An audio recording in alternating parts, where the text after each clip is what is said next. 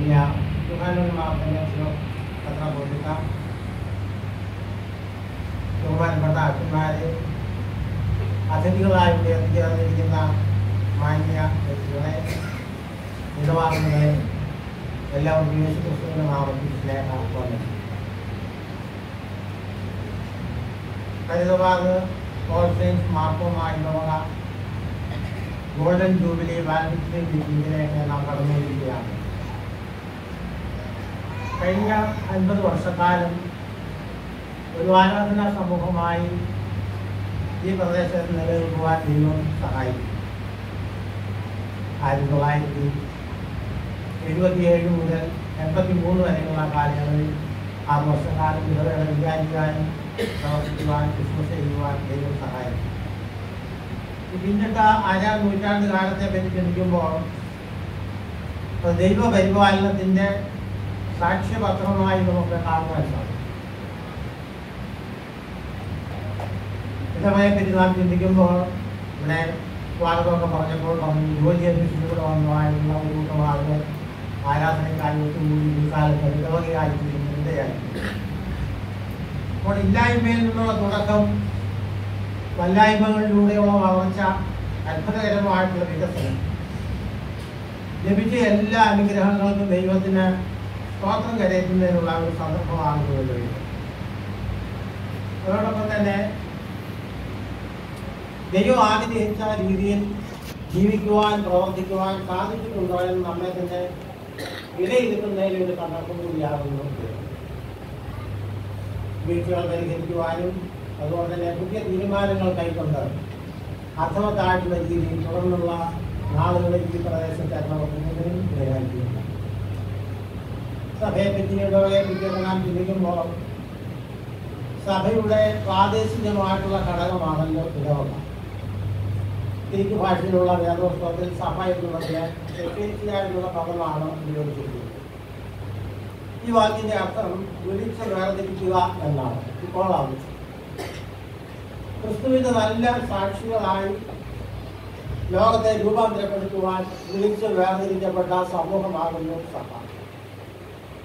പത്രോസപ്പോസ്തലൻ സഭയെപ്പറ്റിയും സഭാജനങ്ങളുടെ ദൗത്യത്തെപ്പറ്റിയും തന്റെ ലേഖനത്തിൽ പറയുന്നു. 2-ാം അധ്യായം അതിന്റെ 9-ാം വാക്യം നമസ്കരിച്ച മാറ്റിന്റെ ഭാഗമാണല്ലോ. അവിടെ പറയുന്നത്, നിങ്ങളോ അന്ധകാരത്തിൽ നിന്നും തന്റെ അത്ഭുത പ്രകാശത്തിലേക്ക് നിങ്ങളെ വിളിച്ചവരുടെ സൽഗുണങ്ങളെ ഘോഷിക്കാൻ തക്കവണ്ണം തിരഞ്ഞെടുക്കപ്പെട്ട ഒരു ജാതിയും രാജകീയ പുരോഹിതവർഗവും വിശുദ്ധ വംശവും സ്വന്തം ജനവും ആകുന്നു. അപ്പോൾ വിളിച്ചവരുടെ സൽഗുണങ്ങളെ ഘോഷിക്കുക, അതാകുന്നു നമ്മുടെ ദൗത്യം. ദൈവം നമുക്ക് ക്രിസ്തുവിലൂടെ ദിവ്യമായിട്ടുള്ള അനുഗ്രഹങ്ങൾ നൽകിയിരിക്കുന്നു. ഇത് പ്രധാനപ്പെട്ട ഒന്നായി നമുക്ക് കാണാൻ സാധിക്കുന്നത് ഇരുളിൽ നിന്നും കർത്താവ് നമ്മെ വെളിച്ചത്തിലേക്ക് കൊണ്ടുവന്നിരിക്കുന്നു എന്നുള്ളതാണ്. ഭാരതത്തിലെ പുരാതന ഋഷിമാരുടെ പ്രാർത്ഥനയാണല്ലോ സമസ്തമായ ജ്യോതിർഗമയ എന്നുള്ളത്. ഇരുളിൽ നിന്നും വെളിച്ചത്തിലേക്ക് നയിക്കണം. യേശുക്രിസ്തു വ്യക്തികളെ ഇരുളിൽ നിന്ന് വെളിച്ചത്തിലേക്ക് നയിക്കുവാനായിട്ടാണ് ഈ ലോകത്തിലേക്ക് വന്നത്. താഴത്തെ വാക്കുകളെ യോഹന്നാന്റെ വിശേഷത്തിൽ നാം വായിക്കുന്നുണ്ട്, ഞാൻ ലോകത്തിന്റെ വെളിച്ചമാകുന്നു, എന്നെ അനുഭവിക്കുന്നവൻ ഇരുളിൽ നടക്കാതെ ജീവന്റെ വെളിച്ചമുള്ളവനാണ്. അപ്പോൾ വ്യക്തികളെ വെളിച്ചത്തിലേക്ക് നയിക്കുവാൻ കർത്താവ് ഈ ലോകത്തിലേക്ക് വന്നു. അതിൽ ലഭ്യത്തിലേഖനം എഴുതുമ്പോഴും ഈ ആശയം വ്യക്തമാക്കുന്നുണ്ട്. അവിടെ 5-ാം അധ്യായം 8-ാം വാക്യത്തിൽ പറയുന്നില്ല, മുൻപേ നിങ്ങൾ ഇരുളായിരുന്നു, ഇപ്പോഴും കർത്താവിൽ വെളിച്ചമാണ്. ഇത് ഇരുളിനെ പറ്റിയൊക്കെ നാം ചിന്തിക്കുമ്പോൾ ഇരുള അവ്യക്തതയുടെയും അസ്വസ്ഥതയുടെയും ഭീതിയുടെയും ഒക്കെ പ്രതീകമാണ്. അപ്പോൾ യേശുക്രിസ്തു വ്യക്തികളെ ഇരുളിൽ നിന്ന് വെളിച്ചത്തിലേക്ക് നയിക്കുന്നു എന്ന് പറയുമ്പോൾ ഈ അവസ്ഥയിൽ നിന്നൊക്കെ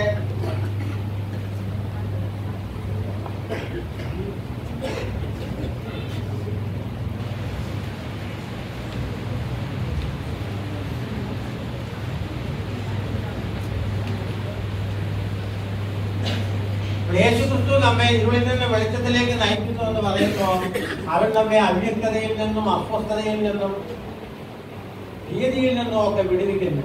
അതായത് യേശുക്രിസ്തു വ്യക്തികളുടെ ജീവിതത്തിൽ വ്യക്തത നൽകുന്നു, സ്വസ്ഥത നൽകുന്നു, സമാധാനം നൽകുന്നു എന്നുള്ളതാണ്.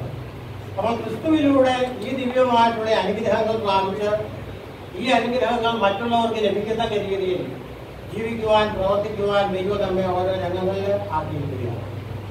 വീണ്ടും ഇടവനെ പറ്റി ബിഷപ്പ് ലെസ്ലി ന്യൂബിഗൻ പറഞ്ഞിരിക്കുന്ന വാക്കുകൾ ശ്രദ്ധേയമാണ്. അദ്ദേഹം പറയുന്നു, The question to be asked about every pedagogue is not how big it is, how fast is it growing, how rich it is, but what difference is it making to that bit of the world in which it is placed.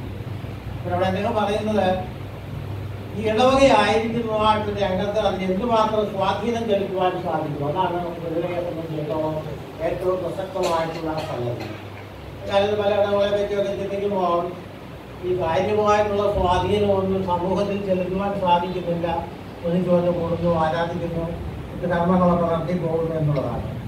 എന്നാൽ യഥാർത്ഥത്തിൽ ഇടവകയായിരിക്കുന്നതായിട്ടുള്ള രംഗത്ത് അർത്ഥവത്തായിട്ടുള്ള സ്വാധീനം ചെലുത്തുവാനായിട്ട് ഇടയായിത്തീരണം. ഇംഗ്ലണ്ടിലുള്ള ഒരു പട്ടക്കാരൻ ഒരു British ആക്ടറോട് സംസാരിക്കുകയായിരുന്നു. അപ്പോൾ ആ പട്ടക്കാരൻ അദ്ദേഹത്തോട് പറഞ്ഞു, താങ്കളുടെ അഭിനയം കാണാൻ തിയേറ്ററിൽ ആളുകൾ കഴിച്ചുപോയി. എന്നാൽ ഇന്ന് പള്ളിയാരാധനയിൽ സംബന്ധിക്കുവാൻ വരുന്ന ആളുകളുടെ എണ്ണം വളരെ ചുരുങ്ങിക്കൊണ്ടിരിക്കുകയാണ്. ഇതേപ്പറ്റി താങ്കളുടെ അഭിപ്രായം എന്താണ്? ഇതിന് ഉത്തരവായിട്ട് ആ ആക്ടർ പറഞ്ഞത്, ഞങ്ങൾ അവതരിപ്പിക്കുന്നതായിട്ടുള്ള കഥാപാത്രത്തെ യഥാർത്ഥമായി അവതരിപ്പിക്കുവാൻ ഞങ്ങൾ ആവോളം പരിശ്രമിക്കും. എന്നാൽ നിങ്ങൾ പിന്തുടരുന്നതായിട്ടുള്ള ക്രിസ്തുവിനെ അവതരിപ്പിക്കുവാൻ, യഥാർത്ഥത്തിൽ അവതരിപ്പിക്കുവാൻ നിങ്ങൾ പരാജയപ്പെട്ടിരിക്കുന്നു. അതുകൊണ്ടാണ് ഇന്ന് പല രംഗങ്ങളിലും പ്രവർത്തനങ്ങളൊക്കെ സൂക്ഷിച്ചു പോകുന്നത് ഇടയായിരിക്കുന്നത്. മറ്റുള്ളവരെ ക്രിസ്തുവിലേക്ക് ആകർഷിക്കുക, അർത്ഥവത്തായിട്ടുള്ള ആധ്യാത്മികതയിലേക്ക് നയിക്കുക, ഇത് നമ്മെ സംബന്ധിച്ചിടത്തോളം വളരെ പ്രധാനപ്പെട്ട സംഗതിയാണ്. ക്രിസ്തുവിന്റെ ഭാവമുള്ളവരായി നമ്മെ ആക്കിയിരിക്കുന്ന ഞങ്ങൾ ജീവിക്കുമ്പോഴാണ് ഈ ഒരു അനുഭവത്തിനെ കരയെ നയിക്കുവാനായിട്ട് ഇടയായിരിക്കുന്നത്. ഫിലിപ്പിയർക്ക് നേരിട്ട് വെക്കുമ്പോൾ പറയുന്നുണ്ട്, ക്രിസ്തുവേശിലുള്ള ഭാവം തന്നെ നിങ്ങളിലും ഉണ്ടായിരിക്കട്ടെ. ക്രിസ്തുവിന്റെ ഭാവമുള്ളവരായി നമ്മെ തന്നെ സജ്ജമാക്കുന്ന ഒരു സന്ദർഭമായി ഈ ജൂബിലി തീരണം. ദൈവം നമുക്ക് കഴിഞ്ഞ കാലങ്ങളെക്കാൾ ഒത്തിരി അനുഗ്രഹങ്ങൾ നൽകിയിരിക്കുന്നു. ആരാധിക്കാൻ ഒരു കാലത്ത് പള്ളിയിലായിരുന്നു, താമസിക്കുവാൻ ശുശ്രൂഷ ചെയ്യുന്ന പട്ടക്കാർക്ക് താമസിക്കുവാൻ ഭവനമില്ലായിരുന്നു. എന്നാൽ ഭൗതികമായിട്ടുള്ള ഈ അനുഗ്രഹങ്ങളൊക്കെ ദൈവം നമുക്ക് നൽകിയിരിക്കുന്നു. എന്നാൽ നാം തിരിഞ്ഞ് നമ്മുടെ ജീവിതത്തെ ഒരു വിലയിരുത്തൽ നടത്തുന്നതിന് ഇടയാക്കിയിരുന്നു. ഈ പ്രദേശത്ത് അർത്ഥവത്തായിട്ടുള്ള സാക്ഷ്യം ഓടിക്കുവാൻ നമുക്ക് സാധിക്കുന്നുണ്ട്. നമ്മുടെ ആരാധനാ ജീവിതം എങ്ങനെ വ്യക്തിബന്ധങ്ങൾ ശരിയായ രീതിയിൽ നിലനിർത്തുവാൻ നമുക്ക് സാധിക്കുന്നുണ്ട്. നമ്മുടെ സാമൂഹ്യമായിട്ടുള്ള ഉത്തരവാദിത്തങ്ങൾ എന്തുമാത്രം നിർവഹിക്കുവാൻ നമുക്ക് സാധിക്കുന്നുണ്ട്. ജൂബിലി ആഘോഷിക്കുന്നതിലൂടെ ഇടവകയിൽ ഒരു ഉത്ഭൂതം ഉണ്ടാകുന്നതിനിടയായിരിക്കുന്നു. എല്ലാ ഇടവകങ്ങളിലും ഉത്ഭൂതം ഉണ്ടാകുമ്പോൾ മാത്രമേ ഇടവകയിൽ ആകമാനമായിട്ടുള്ള ഉത്ഭൂതം ഉണ്ടാകുന്നതിന് ഇടയാവുകയുള്ളൂ. പരിശുദ്ധാത്മാവാണ് നമ്മെ കുടുംബത്തിലേക്ക് നയിക്കുന്നത്. പരിപൂർണമായി പരിശുദ്ധാത്മ നിയന്ത്രണത്തിന് വിധേയരായിരിക്കണം. ദിനംതോറും പരിശുദ്ധാത്മ ശക്തി പ്രാപിച്ച് തുടർന്നുള്ള നാളുകളിൽ അനുഗ്രഹമായിട്ട് ശുശ്രൂഷ ഈ പ്രദേശത്ത് നിർവഹിക്കുവാൻ ദൈവം എല്ലാവരെയും ഇടവകയായി സഹായിക്കട്ടെ എന്ന് ആശംസിക്കുകയും പ്രാർത്ഥിക്കുകയും ചെയ്തുകൊണ്ട് ഞാൻ എൻ്റെ വാക്കുകൾ സ്വീകരിക്കുന്നു. എല്ലാവർക്കും നന്ദി, നമസ്കാരം.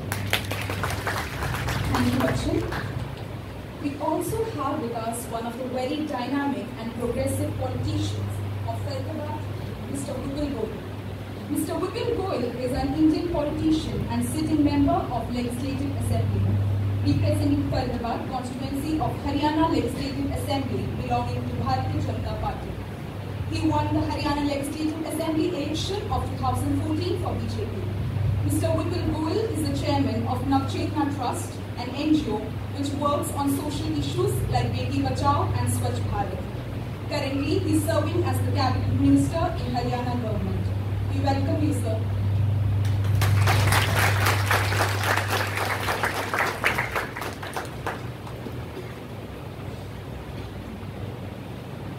Up next is a melodious performance by a talented and dedicated choir group of All Saints Mahatma Church. They will be singing a song titled "Kitne Root Meri Agwaiyan."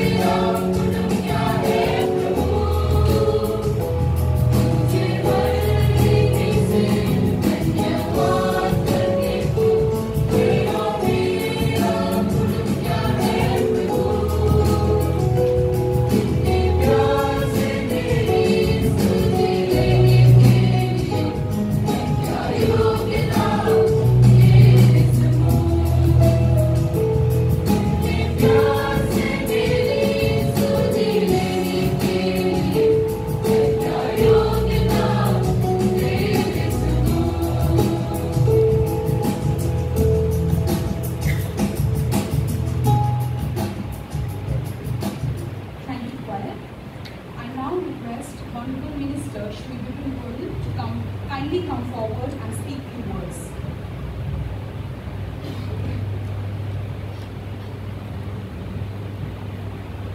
Good evening, all of you. And congratulations for this Golden Jubilee celebration of this social institution.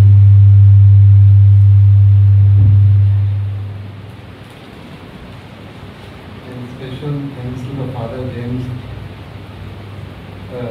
Amran, Father SS John, Bishop Ji, and the organizer of this event, Thomas Tendikulla Ji, और जितने भी लोग इस golden jubilee celebration में यहाँ पर आए हुए हैं, सभी का बहुत बहुत स्वागत, बहुत बहुत अभिनंदन करता हूँ और विशेष रूप से मुबारकबाद देता हूँ बच्चों को जिन्होंने कल्चरल इवेंट की जिसमें आप लोगों के लिए तैयार किए, जैसे कि अभी एक परफॉर्मेंस थी, वाकई में अमेजिंग, तो स्पेशली कांग्रेस फॉर देम।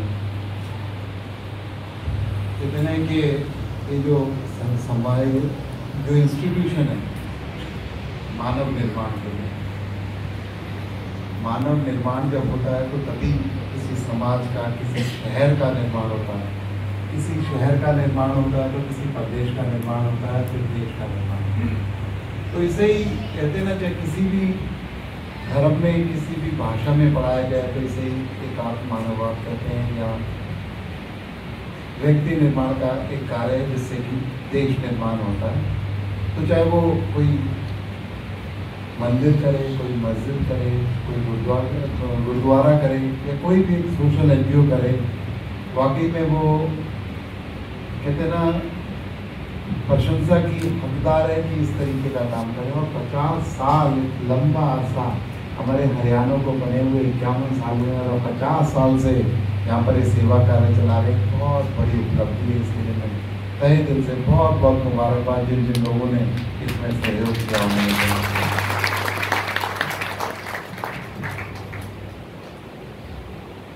मैंने सुना, जाना इसके बारे में कि कितने सारे सोशल वर्क आप लोग चलाते हैं यहाँ से, डिफरेंट तरीके के। तो मैं यहाँ पर यही कहना चाहूँगा कि मुझे पहली बार यहाँ पर आने का मौका मिला।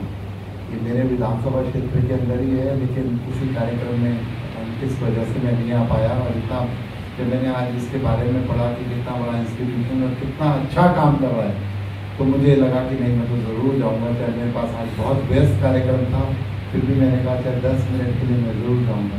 और यहाँ पर जितने भी और चर्च से भी फादर आए हुए हैं, जितने भी लोग आए हुए हैं, इस मानव सेवा के कार्य में आप लोग जो भी सहयोग, चाहे हमारी हरियाणा सरकार की बात हो, चाहे विपुल गोयल की बात हो, आपको कोई भी सहयोग की अपेक्षा हमसे हो तो हम लोग 24 घंटे फ़ोन, कहते ना वन फ़ोन कॉल अवे, कि सिर्फ एक फ़ोन करेंगे विपुल गोयल आप लोगों के साथ। तो मैं यहाँ पर मुझे यहाँ पर बुलाने पर इतना मान सम्मान देने पर मैं तहे दिल से आपका शुक्रिया करता हूँ। और एक बार फिर आपके गोल्डन जुबली कार्यक्रम के लिए बहुत बहुत मुबारकबाद देता हूँ। और विशेष रूप से यहाँ पर मैं धन्यवाद करना चाहूँगा हमारे दल प्रवीण चौधरी जी का, सुरेश भोला जी का, कि जिन्होंने इस कार्य में मुझे सहयोग किया, मुझे आज सब आप लोगों के बीच में मुखातिब होने का मौका दिया। धन्यवाद। जय हिंद, जय।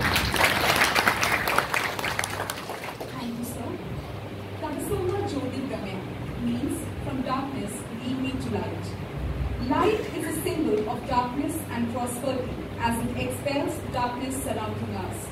So now we will have a traditional and auspicious lamp lighting ceremony. I request all the dignitaries on the dais to light the lamp and symbolically inaugurate the program.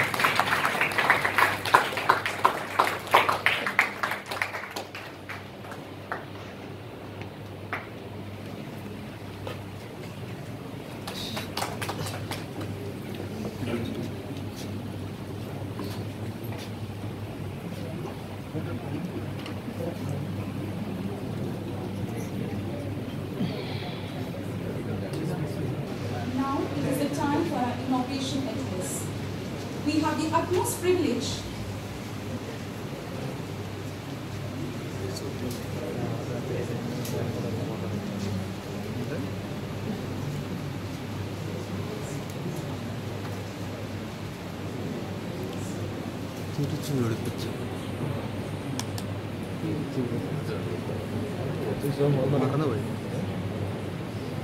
as a token of our truly sincere love, affection and appreciation, we would like to present a memento to the Honourable Minister, Mr. Vipul Goyal. May I take the liberty in kindly requesting His Grace Dr. Yunnan Madhyamik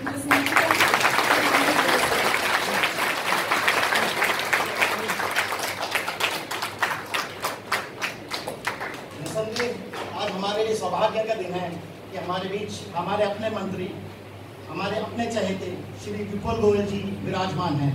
मंत्री जी, आपने हमारा निमंत्रण स्वीकार किया और अपने व्यस्त schedule में से बहुमूल्य वक्त हमारे लिए निकाला है। हम आपके सदा आभारी रहेंगे और तहे दिल से हमारा स्वागत करते हैं।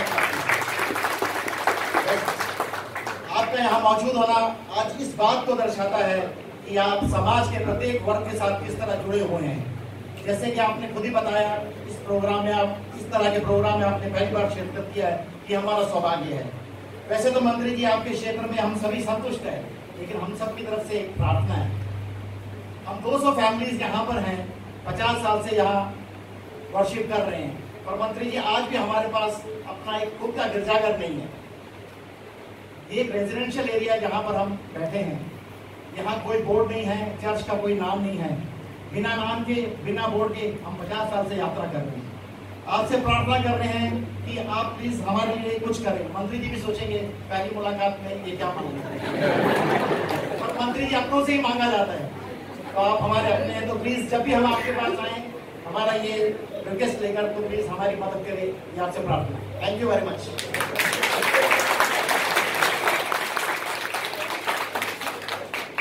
ये काम मैं सोच रहा था मुझसे पहले आप लोग करेंगे, लेकिन चलो कोई बात नहीं है, आपने थैंक्स स्पीच में किया। और मैं सिर्फ यही कहना चाहूँगा कि मुझे पहली बार आने का मौका मिला, ऐसा कि आप 50 साल से सेवा कर रहे हैं, यहाँ पर कर रहे हैं। तो जो चर्च के जगह की बात है या और अन्य बातों की 200 फैमिलीज रहती हैं, तो मैं आप लोगों को ये विश्वास दिलाता हूँ आज के बाद आप लोग अपना भाई समझ के मुझे कभी भी कॉल करेंगे। चर्च के प्लॉट की बात है या अन्य कोई पर्सनल प्रॉब्लम्स की बात है, विपुल गोयल आप लोगों के साथ खड़ा मिलेगा।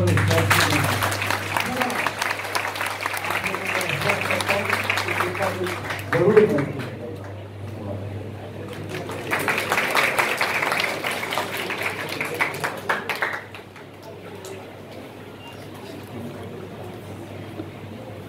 Now it is time for our inauguration address.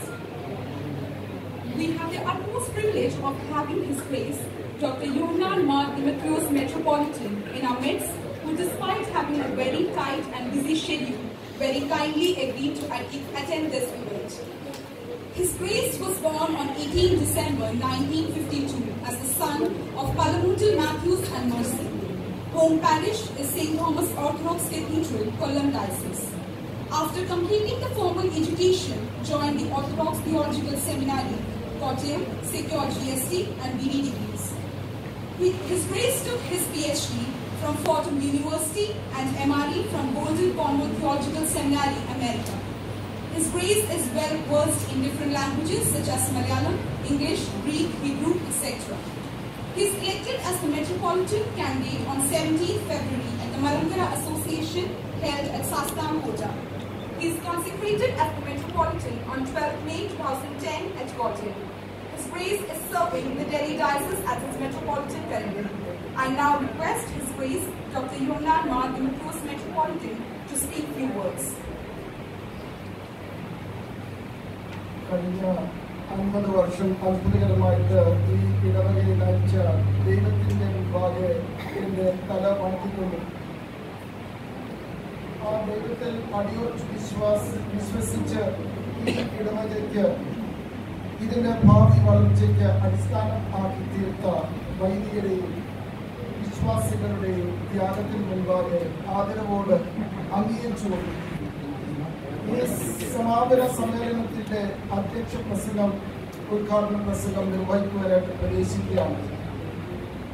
ഈ സദസ്സിന്റെ അധ്യക്ഷം വഹിക്കുന്ന ബഹുമാനപ്പെട്ട ജോണച്ചൻ, ഇടവക വികാരി ബഹുമാനപ്പെട്ട ജെയിംസ് അച്ഛൻ, ധർമ്മ ജ്യോതി വിദ്യാപീഠം പ്രിൻസിപ്പൽ ബഹുമാനപ്പെട്ട സണ്ണി അച്ഛൻ, മാർത്തോമ സഭ കൗൺസിൽ മെമ്പർ ബഹുമാനപ്പെട്ട ജയവർഗീസ് അച്ഛൻ, സദസ്സിൽ സന്നിധരായിരിക്കുന്ന ശ്രേഷ്ഠ വൈദികരെ, ശ്രേഷ്ഠ വിശിഷ്ട അതിഥികളെ, ഇടവക ഭാരവാഹികളെ, സഹോദരി സഹോദരങ്ങളെ, പ്രിയപ്പെട്ട കുഞ്ഞുങ്ങളെ, കഴിഞ്ഞ കാലങ്ങളിൽ ദൈവം പ്രവർത്തിച്ചിരിക്കുന്ന അത്ഭുതകരമായിട്ടുള്ള സംഭവങ്ങളെ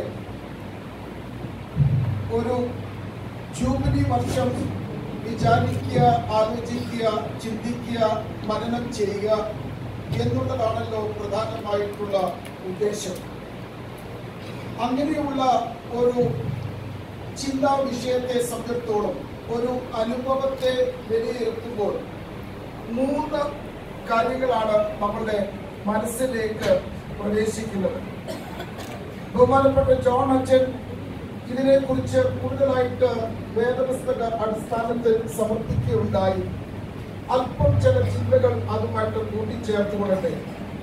ഒന്ന്, നമ്മൾക്ക് യാത്രയിൽ എത്രമാത്രം നൽകിയിരിക്കുന്ന ദൗത്യം വിശ്വാസത്തോടു കൂടി നിവർത്തിക്കുവാനായിട്ട് സാധിച്ചുവോ?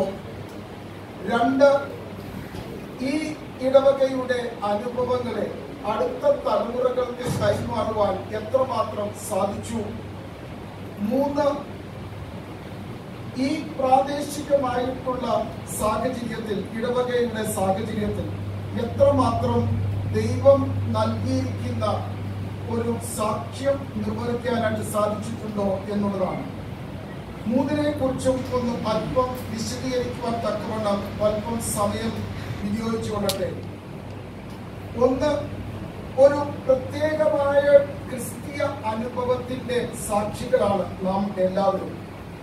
മാർത്തോമ പൈതൃകത്തിന്റെ വെളിച്ചത്തിൽ മറ്റുള്ള ക്രിസ്തുമതത്തിൽ നിന്നും വ്യത്യസ്തമായിട്ടുള്ള ഒരു ദൈവത്തെ നമ്മൾക്ക് കണ്ടെത്തുവാനായിട്ട് നമ്മുടെ പാരമ്പര്യം നമ്മളെ പഠിപ്പിക്കുന്നു. ഒരു തരത്തിൽ പറഞ്ഞാൽ, എപ്രകാരം ഇസ്രായേൽ മക്കൾ യഹോവയായ ദൈവത്തെ കുറിച്ചുള്ള പുതിയ കാഴ്ചപ്പാടും ആദൃശ്യവും അന്നത്തെ സംസ്കാരത്തിന്റെ മധ്യത്തിൽ അവർക്ക് സമർപ്പിക്കുവാനായിട്ട് സാധിച്ചു, അപ്രകാരം ഒരു വ്യത്യസ്തമായിട്ടുള്ള ദൈവ അനുഭവം വടക്കേ ഇന്ത്യയിൽ ഈ പ്രദേശത്ത് ഈ ഇടവക മുഖാന്തരം മറ്റുള്ളവർക്ക് പങ്കുവെക്കുവാനായിട്ടുള്ള വലിയ ദൗത്യം ഈ ഇടവകയ്ക്ക് ദൈവം നൽകിയിരിക്കുകയാണ്. ഇസ്രായേൽ മക്കളെ സംബന്ധിച്ചിടത്തോളം യഹോവയായ ദൈവം കനാൻ ദേശത്തിലെ ദേവന്മാരും ദേവികളിൽ നിന്നും വ്യത്യസ്തമായിട്ട്